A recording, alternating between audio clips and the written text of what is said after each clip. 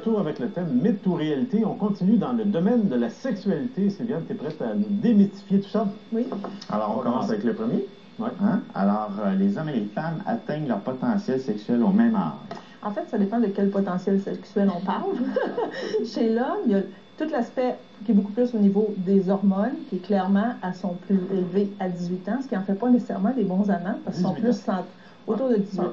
Ils sont beaucoup plus centrés sur le besoin d'éjaculer puis l'intensité à gérer, alors que plus vieux, ils vont développer d'autres habiletés qui vont en faire de meilleurs amants.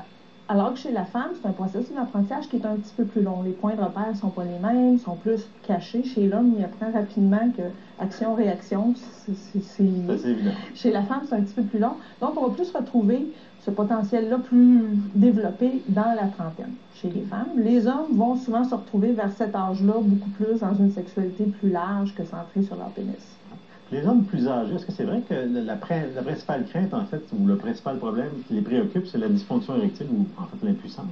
C'est souvent celui qui les préoccupe le plus, mais c'est drôle parce qu'on voit de plus en plus en consultation, c'est des hommes qui ont de la difficulté à éjaculer avec l'âge. Souvent parce qu'ils ont développé des mécanismes de fonctionnement où les hormones compensaient puis permettaient quand même de faire monter leur excitation, puis à un moment donné, bien, ils ont plus de difficulté à la faire monter. Donc, soit qu'ils n'arrivent pas à éjaculer, puis quand ils n'arrivent pas à éjaculer, ils commencent à se préoccuper de ça. Donc, ils vont perdre leur érection.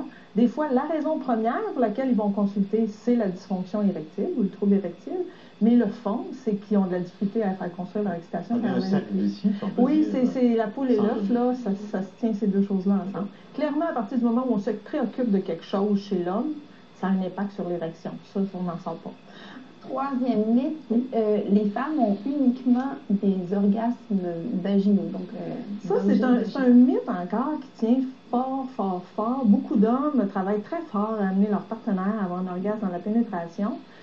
Certains sont extrêmement centrés là-dessus, oubliant qu'il y a plein d'autres moyens de stimuler une femme pour avoir un orgasme et que c'est pas la majorité des femmes qui arrivent à avoir un orgasme dans la pénétration. C'est pas la majorité? C'est pas la majorité. Ah bon? On est plus dans le 30 à 50% des femmes qui vont y arriver. Okay. Donc, c'est beaucoup qui n'y arrivent pas. C'est un apprentissage, puis les points de repère des sensations ne sont pas les mêmes. Donc, si on s'est habitué à vivre des sensations d'un certain type, puis qu'on cherche la même chose dans la pénétration, ça ne fonctionnera pas. Et c'est un apprentissage de son corps d'aller chercher aussi les sensations dans la pénétration. Et la friction, c'est pas ce qui va amener des sensations. Donc, c'est pas le fait de bouger longtemps et fort, mais c'est la façon de bouger pour amener des pressions à l'intérieur du vagin qui vont amener des sensations. Et ça, beaucoup d'hommes ne le savent pas, fait qu'ils travaillent très, très, très fort à essayer d'amener quelque chose qui n'arrivera pas à cause de la façon dont on des choses à apprendre encore. Beaucoup. Et ça nous amène, je trouve que le discours nous amène aisément vers un autre mythe qui est que la femme a un point G et il faut le trouver. Là. Ce fameux point qui est une zone très précise et qui serait en fait, c'est ça.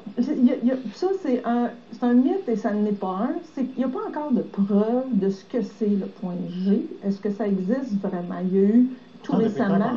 On en parle depuis longtemps, mais en termes de trouver c'est quoi physiologiquement, le cœur, on sait où, tout le reste, on sait c'est où, mais ça, c'est comme une zone bien mystérieuse. Moi, j'ai toujours cru que c'était à côté du point H. C'est facile à trouver, mais ceux qui ont de la misère à trouver. C'est juste à côté. Mais il y a eu, des études, les gens essaient de trouver c'est quoi. Il y a eu, lors d'une autopsie récemment, là, en 2012, où on a comme découvert qu'il y avait des structures qui pouvaient peut-être être ça, mais c'est pas quelque chose qu'on retrouve régulièrement, comme on retrouve plein d'autres organes ou plein d'autres choses dans le corps humain.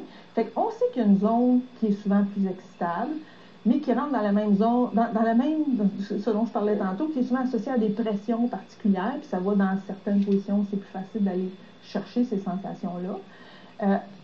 Est-ce que le point G en soi existe? On sait qu'il y a une sensibilité plus grande, qu'on va plus facilement avoir des sensations de cette façon-là, mais c'est encore un mystère au niveau médical. Donc, on peut chercher longtemps, c'est ça que tu dis? On peut chercher longtemps parce qu'on cherche encore exactement ce que c'est. La recherche n'a pas fait le point. C'est en plein ça. Merci beaucoup, Sylviane. Merci pour ta visite. Au retour, on met de côté des mythes pour se concentrer sur la réalité dans le Conseil des docteurs.